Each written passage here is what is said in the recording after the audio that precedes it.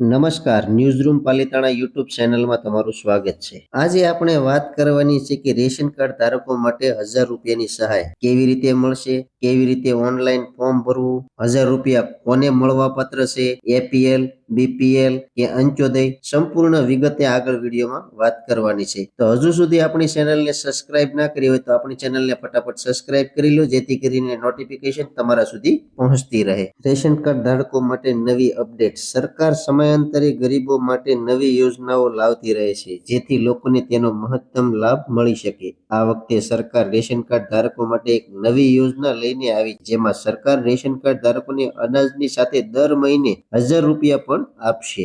સરકારે ration card ધારકો માટે એક નવી યોજનાની જાહેરાત કરી છે. આ યોજનાથી મોટા ભાગના લોકોને લાભ થશે. ખાસ કરીને આ યોજના એવા પરિવાર માટે સૌથી વધુ ફાયદાકારક છે જેમની આર્થિક સ્થિતિ સારી નથી, કારણ કે આમાં અનાજની સાથે ગરીબ પરિવારોને દર મહિને 1000 રૂપિયા પણ આપવામાં આવશે. આ યોજનાનો ઉદ્દેશ માત્ર ગરીબ પરિવારોને મફત રાશન પૂરું પાડવાનો નથી, પણ ગરીબ અને જરૂરિયાતમંદ પરિવારોને આર્થિક મદદ પૂરી પાડવાનો પણ છે. આ યોજનાનો લાભ ફક્ત તે લોકોને જ મળશે સરકાર દ્વારા નક્કી કરાયેલા માપદંડો પૂર્ણ કરશે.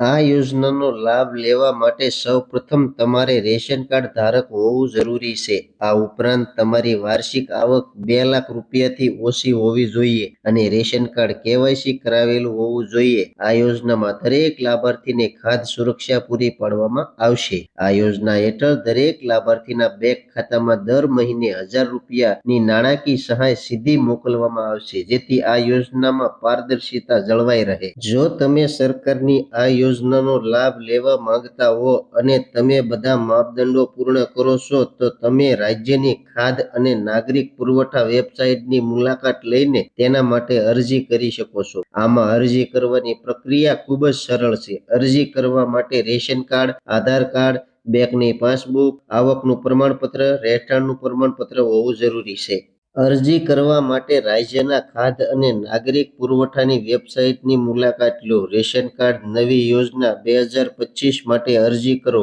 લિંક પર ક્લિક કરો અને રેશન કાર્ડ નંબર અને અન્ય વિગત ભરો. દસ્તાવેજ અપલોડ કરો. આ પછી ફોર્મ સબમિટ કરો. માહિતી અનુસાર આ યોજના 1 જૂન 2025 થી શરૂ થશે. આશા રાખું છું કે આગળ આપેલી માહિતી તમને સચોટ સમજાઈ ગઈ છે. મારી માહિતી તમને સમજાણી હોય તો કોમેન્ટ બોક્સમાં જરૂરથી કોમેન્ટ કરજો. ચેનલમાં નવા છો તો સબસ્ક્રાઇબ કરવાનું પ્લીઝ ભૂલતા નહીં, જેથી કરીને નોટિફિકેશન તમારા સુધી પહોંચતી રહે. હવે મળશું એક નવી માહિતી સાથે. ત્યાં સુધી બધાને ભારત માતા કી જય.